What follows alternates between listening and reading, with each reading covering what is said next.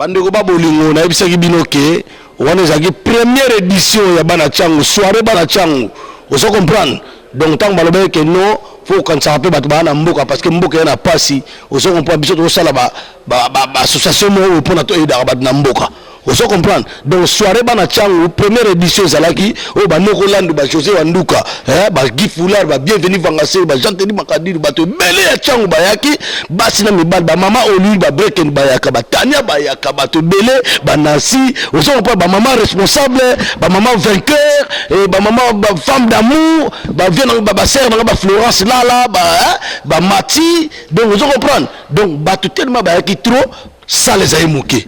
Donc il y a un ce qu'on va dire qu'il faut deuxième édition. Bana Belgique, ba Richard Luemba, ba Flora Paman, ba Gilles Vassimba, ba Agoye Samaton, ba Pajou Simba TTC, vous comprenez. Donc ba Jonah Joe, ba Jean de Pierre Badiata, donc vous comprenez. Ba te belé à Bruxelles, ba yaki ba Gino de la Changu. Donc yamba ki bango. Bana Suisse, ba Rodolphe Dumba, bana course suprême maître box Motomba. Vous comprenez, mais pourquoi? Parce qu'au bas en France, au bas salaka ba Simon Kimba Wabilele, Cyril Kina, hein? Ba Blader Mavinga, ba zagina ba freelance Mangoi, makina ba champion mo bana vero Mangoi umela. Hein, ba Jacques Mawanda, ba la guitare matro ba Beuli Tinabu. Vous comprenez? Donc on doit dire que ya mbala oyo, bana France, bana Paris partout, province nord de la France, surtout Paris. Bazokat Sassiko Belgique, plus précisément et aux Alawabi, na Liège. Mireille Kinzenze, Mireille Mandouaki la Kuna, pourquoi pas Bana Londres, Bayaki. Tout le monde qui ba Johnson Keto, tout le monde qui ba Papi Mandouaki là, tout le monde qui ba la reine Ningamote, donc voilà. Wana balobi ke soirée deuxième édition ya Bana Changu.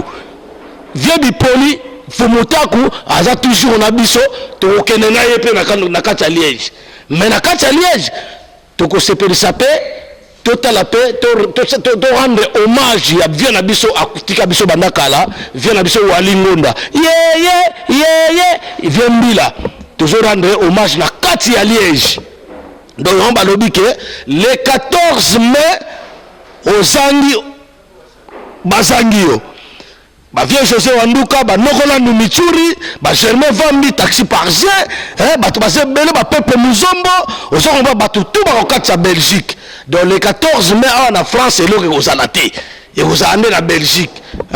Bien ba blanc ba lobby, Blandine, blanc à lobby, bien dingwe, vous allez pourquoi pas Marc Tabou, vous allez na terrain, pourquoi pas Johnny Aimpe na kati ya Liège tozana yo Mireille le sac au salon na yo et ça makamunene sala monene motuto ko sepela donc invitation kaka sur place au futi moi 10 balles pour la consommation na yo sombi na kati yo da mene olingi kaka nenge lekaki awa balobi ke mingi ya kolobeza tenga selection na isimino ke soirée ya bana changu na kati ya Liège soirée ya bana changu na kati ya Liège invité Titi le Valois, Pape de la Sap, on se comprend, Nokola no Mituri, Bakokatsa, Kashito Di le José Wanduka, on se comprend, Socratex Maïna, Blankis Makambu, les gangsters, Via Tchang, Baza et Belé, John Adjo, on se comprend, mission.